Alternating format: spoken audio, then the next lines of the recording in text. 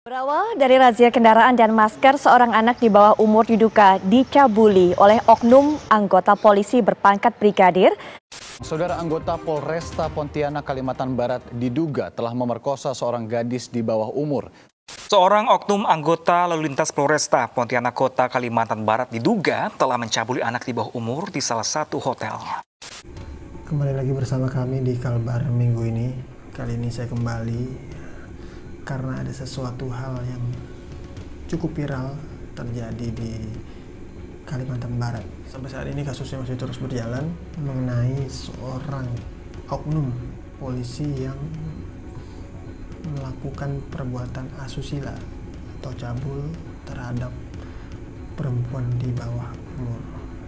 Nah, kita akan bahas bersama kami di Kalbar minggu ini.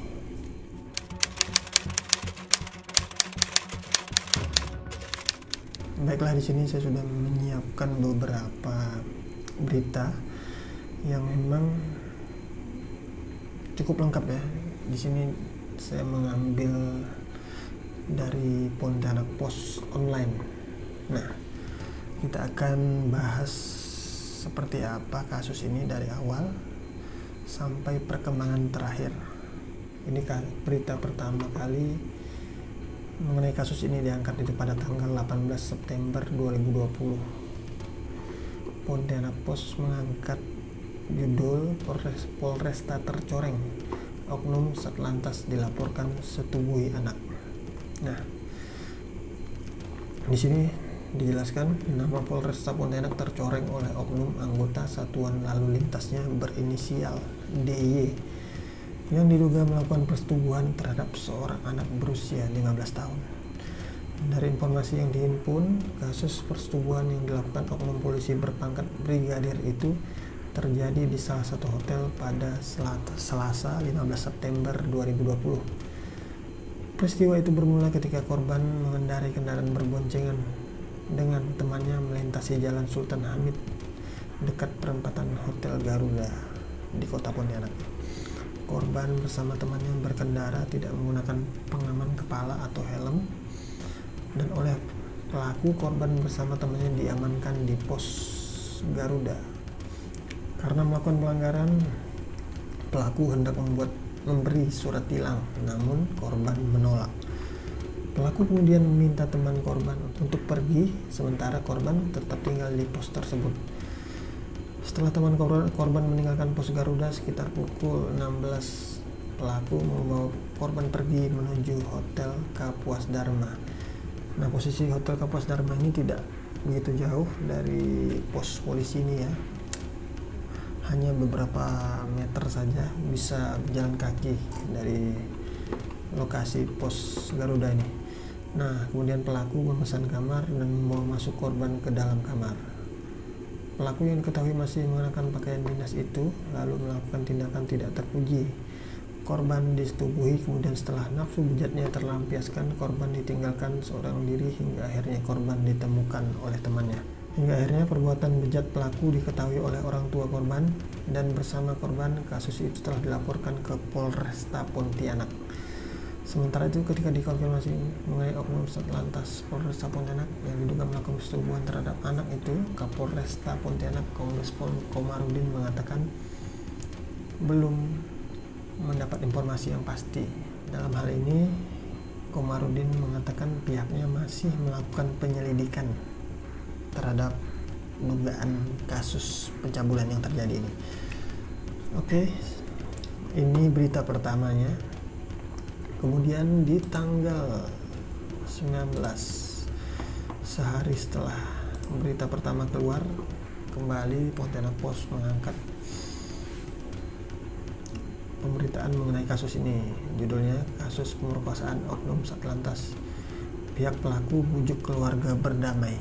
Nah, ini dari sisi keluarga korban ya. Kasus persetubuhan terhadap anak yang diduga dilakukan oknum Satuan Lalu Lintas Polresta Pontianak berinisial DY menyorot perhatian publik.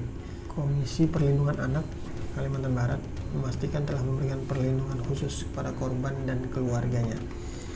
Perlindungan khusus ini diberikan guna mengantisipasi hal-hal yang tak diinginkan terjadi. Anggota KPPAD Kalbar Nani Wirdayani mengatakan untuk proses hukum korban sudah didampingi tim pengacara dan terhadap korban dilakukan pendampingan. Hal ini dilakukan karena pada Minggu 19 September orang tua korban sempat menerima telepon dari orang yang mengaku ibu dari pelaku ini, dan dia juga mendapat telepon dari seseorang yang mengaku sebagai anggota polisi. Dari sambungan telepon itu, keluarga korban diajak untuk bertemu menyelesaikan masalah ini secara kekeluargaan. Nah, kebetulan saat itu keluarga korban merekam telepon dari kedua orang yang menghubungi. Pertama yang mengaku sebagai orang tua pelaku dan anggota polisi. Wanita yang mengaku sebagai orang tua pelaku menghubungi ayah korban. Ia meminta agar ia dapat bertemu dengan keluarga korban untuk menyelesaikan permasalahan tersebut secara kekeluargaan. Setelah menerima telepon dari wanita yang mengaku ibu pelaku, orang tua korban kembali menerima telepon dari orang yang mengaku polisi. Dari rekaman telepon yang diterima, orang yang mengaku polisi itu mengaku prihatin dengan peristiwa tersebut. Orang yang mengaku polisi itu mengatakan memang ada kesalahan pada kejadian itu, tetapi pihak keluarga ingin bertemu dan ada yang ingin disampaikan. Nah, oknum tersebut mengatakan pelaku pasti dikenakan sanksi, tetapi ia meminta masalah ini diselesaikan secara kekeluargaan dan laporan pidana umum oleh pihak keluarga diminta dipertimbangkan kembali. Intinya ada pihak yang berusaha untuk berdamai dengan cara mencari jalan tengah dan menghubungi pihak keluarga dari korban ini. Namun orang tua korban menolak kasus ini diselesaikan secara damai. Kita beralih ke berita selanjutnya. Ini di tanggal 20, masih satu rangkaiannya. Desak Brigadir DY dipecat dan dipidana. Nah, ini tanggapan dari ahli hukum pidana Fakultas Hukum Universitas Tanjung Pura, Hermansyah. Hermansyah mengatakan sebagai masyarakat biasa dirinya merasa sangat kecewa dan terkejut ketika membaca pemberitaan adanya oknum polisi yang diduga melakukan pemerkosaan terhadap seorang anak. Menurut dia, kejadian itu sudah di luar nalar, di luar keyakinan bahwa polisi sebagai abdi negara atau penegak hukum, sebagai orang yang melakukan pemberantasan kejahatan tapi justru menjadi pelaku dari tindak pidana. Hermansyah mengatakan sebagai ahli hukum ia melihat kasus tersebut jelas sudah melanggar hukum. Menurutnya, tindakan oknum polisi itu jelas melanggar pasal 285 tentang pemerkosaan.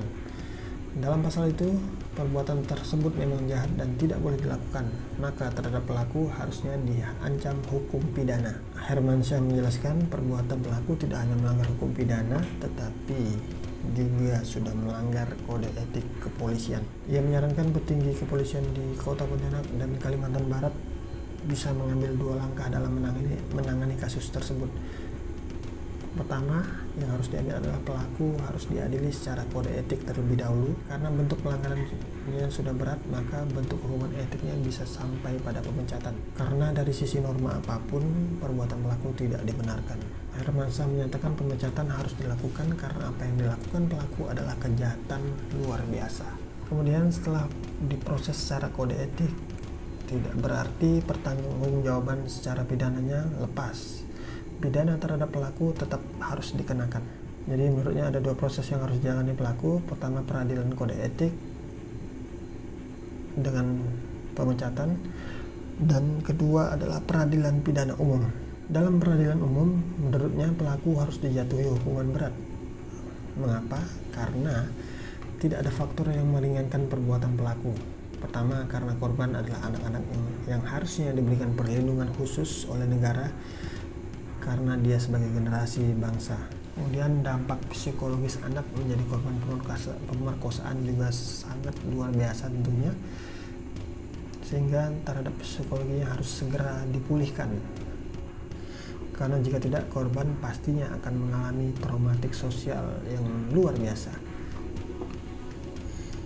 Korban bisa saja ketakutan setiap melihat polisi, padahal bisa saja yang dilihatnya adalah polisi yang baik.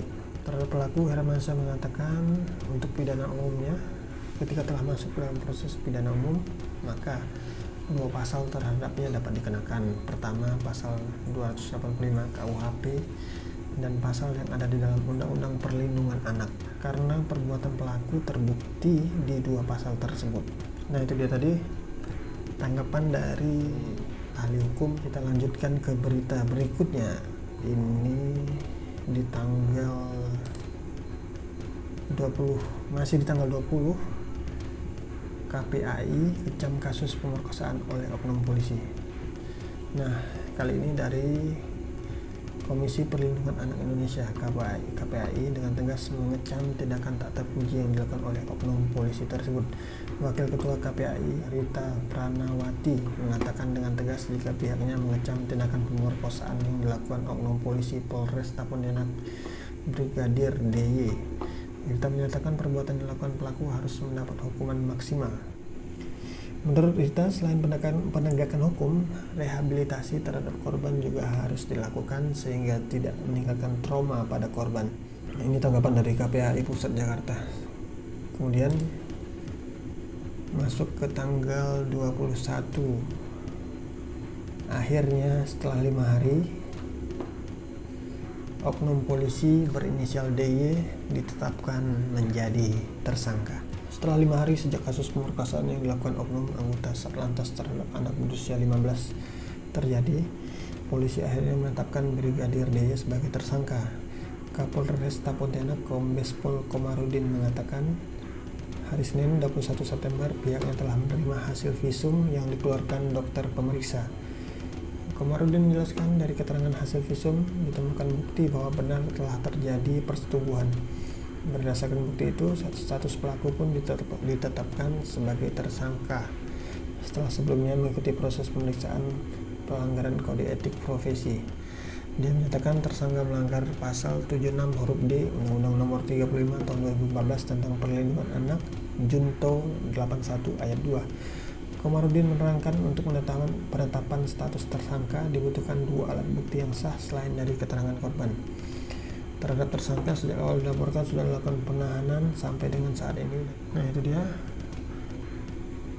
pelaku sudah ditetapkan sebagai tersangka dan proses hukumnya masih berjalan. Baiklah, kita tunggu saja nanti seperti apa hasil akhirnya. Sampai di sini dulu kabar minggu ini. Kita akan membahas perkembangan dari kasus ini yang masih berjalan di episode mendatang. Sampai jumpa.